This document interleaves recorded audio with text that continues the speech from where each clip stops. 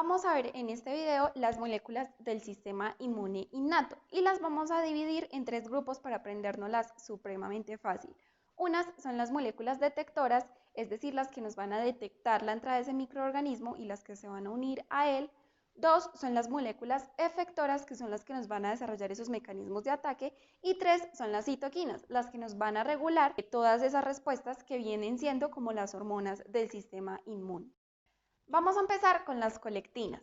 Ellas se encuentran haciendo parte de la gran familia de lectinas y en este caso son una lectina tipo C, es decir, dependiente de activación de calcio. Este grupo de colectinas tienen una configuración similar debido a que son proteínas de alto peso molecular y ellas tienen por el extremo carboxiterminal una estructura que les permite reconocer a los carbohidratos de la membrana de los microorganismos, como la manosa, la fucosa y el manano, etcétera, etcétera. Por el extremo aminoterminal, su estructura es muy similar al colágeno, por lo que por este extremo se van a fijar a células fagocíticas para inducir lo que se conoce como la fagocitosis. Por este mecanismo que ellas inducen y por esta unión es que se les conoce como moléculas opsónicas, debido a que ellas son un receptor para el microorganismo, pero a su vez tienen un receptor en la célula fagocítica que les permite desencadenar esa fagocitosis. Y esto es lo que se conoce como el proceso de opsonización. Empecemos. Dentro de ese grupo grande de colectinas vamos a ver dos muy importantes. Una es la proteína unidora de manosa.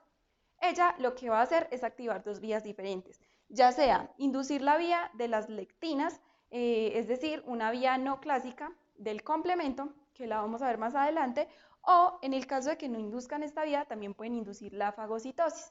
Y por esto es que también esta proteína unidora de manosa es una molécula opsónica, gracias a que esa molécula a su vez no solo reconoce a ese microorganismo por esos carbohidratos, sino que además puede unirse a un receptor de la célula fagocítica, específicamente el C1QRP y el CR1, que recordemos por lo que vimos en receptores, son receptores para factores del complemento. Ahora, otro tipo de colectina importante son los surfactantes A y D. Si bien estos son muy importantes a nivel pulmonar para permitir y facilitar la respiración, ellos también son un grupo de colectinas que van a actuar a manera de opsoninas para inducir el proceso fagocítico en los macrófagos broncoalveolares. Vamos a ver que ellos van también a unirse al mismo receptor en la célula fagocítica, en este caso el macrófago, en donde tienen un receptor C1QRP, igual que la proteína unidora de manosa, y un GP340, que también se le conoce como enzima. Y gracias a esos receptores es que van a poder hacer ese proceso de opsonización para producir la fagocitosis. Así vemos este grupo de colectinas como estas dos colectinas más importantes. Otras de las moléculas dentro de este grupo de las detectoras tenemos a la proteína aumentadora de la permeabilidad.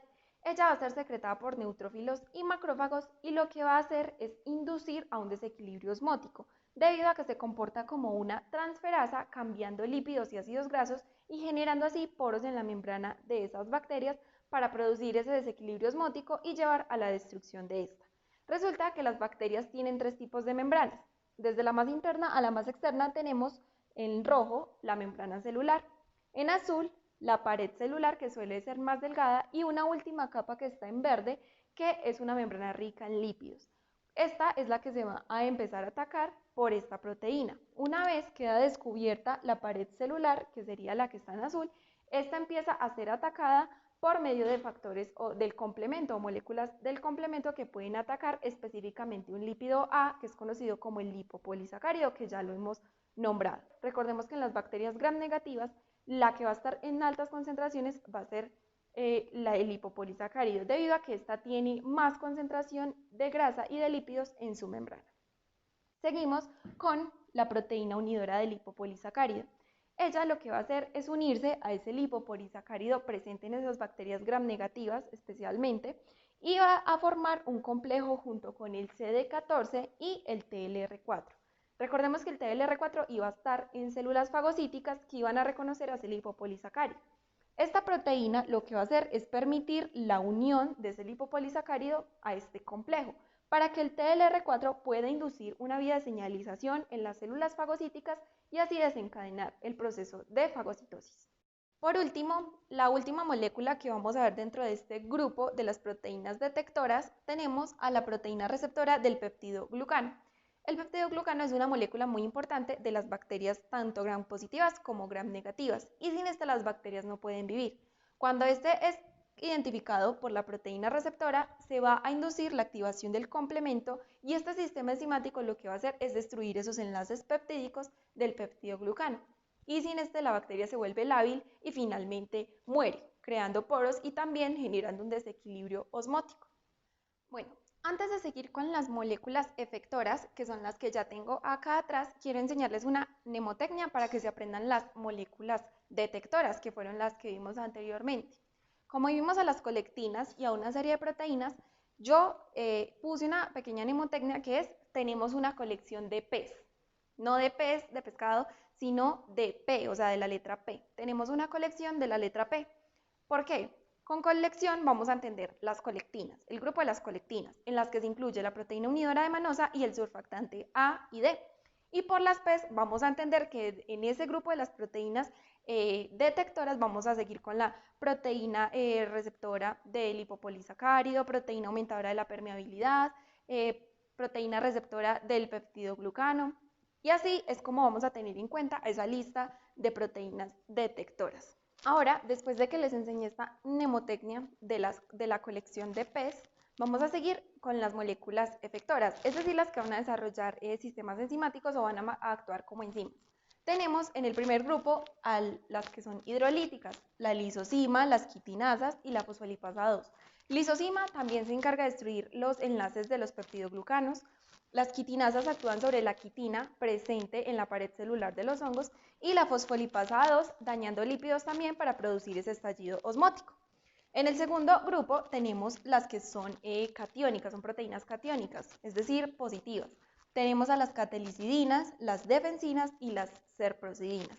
Estas las vamos a encontrar secretadas por células inmunes a nivel de las mucosas, y en el caso de las serprosidinas, ellas van a estar atacando o inhibiendo la síntesis de proteína debido a que intervienen o interfieren en las serinas, en los residuos de serina.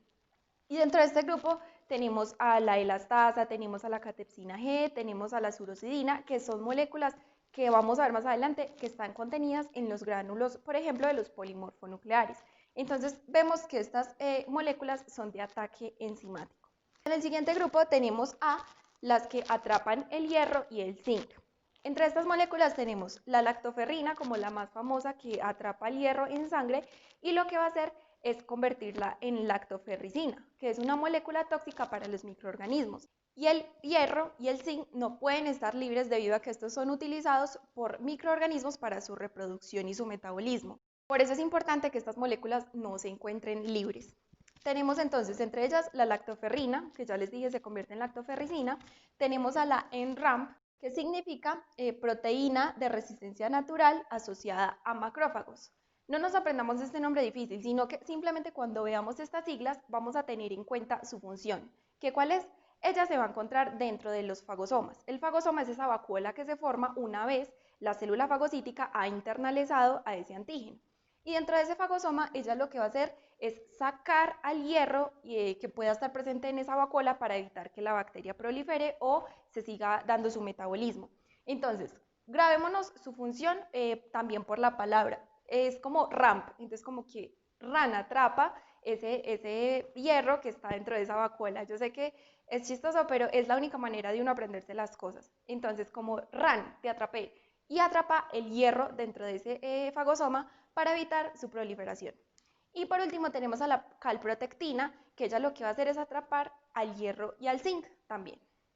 En las siguientes moléculas tenemos las que son del estallido respiratorio, y por esto es que no las vamos a memorizar, debido a que aquí vamos a encontrar las enzimas que van a producir esos mecanismos bactericidas en las células fagocíticas. Eso lo vamos a ver más adelante en fagocitosis, pero es importante tener en cuenta que esas enzimas que están mediando esa producción de radicales de oxígeno para destruir a las bacterias son tenidas en cuenta dentro de las moléculas efectoras, debido a que son enzimas. En este caso tenemos la óxido nítrico sintetasa, la mieloperoxidasa, que nos va a dar la producción también de peróxido de hidrógeno, eso lo vamos a ver más adelante, y halogenuros. y la vamos a ver representada por estas siglas, y la oxidasa. Así concluimos las moléculas de este grupo de efectoras. Entonces, para grabarnos estas moléculas también les tengo una pequeña mnemotecnia, y es que siempre, como van a ser moléculas efectoras, es decir, de sistemas enzimáticos, de enzimas, etcétera, no las vamos a grabar como que su terminación, generalmente, no todas, van a estar en ina o asas. Vemos la lisosima, las quitinasas, la fosfolipasa, las catelicidinas, las defensinas, las serprosidinas, la lactoferrina, esta es una excepción a la regla, la calprotectina, la sintetasa, la mieloperoxidasa y la oxidasa. Entonces, cuando hablamos de moléculas efectoras, ya sabemos, son todas esas que terminan en ina y asa, y van a ser 12 en total, porque si vemos en cada grupo que las clasificamos según lo que hacen, van a haber 3. Por eso nos podemos memorizar este tipo de moléculas. Por último, en las moléculas de la inmunidad innata tenemos a las citoquinas. Estas, en este caso de la inmunidad innata, vamos a tener, por ejemplo, a los interferones tipo 1, que pueden ser alfa o beta. Estos interferones van a estar producidos por células que ya están infectadas y van a salir de la célula a ir a células vecinas para avisar de este estado de infección de células cercanas, y así que esta célula a donde ha llegado el interferón pueda hacer 3 cosas en especial. 1 es detener la síntesis de proteínas. 2, detener la transcripción y la replicación del ADN. Y esto con el fin de que cuando entre el virus a esa célula no se pueda replicar ni se pueda reproducir. Luego tenemos a las citoquinas proinflamatorias, de las que ya habíamos hablado, que son el factor de necrosis tumoral alfa, la interleuquina 6 y la interleuquina 1. Estas son moléculas proinflamatorias, lo vimos en el video anterior.